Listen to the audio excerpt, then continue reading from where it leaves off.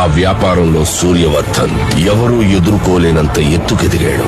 వ్యాపారాన్ని భద్రంగా కాపాడుకోవడానికి 5 పార్ట్నర్స్ ని మూల స్తంభాలుగా ఎంచుకున్నాడు. భార్గవ్, రాజేంద్ర దేశాయ్, ఆండ్రూస్, గురు పాండ్యన్. సూర్యవర్ధన్ కున్న అతి పెద్ద బలం అతని తమ్ముడు అధీర. అతని సామర్థ్యంతో కట్టిన ఈ కోటకి సూర్యవర్ధన్ కొడుకు గరుడ చేయి తోడైంది. వారిద్దరి సారథ్యంలో కేజీఎఫ్ ఎవ్వరూ ఊహించలేనంత భద్రతలో ఉంది. యుద్ధంలో 3వ వాడి అడుగుపడింది.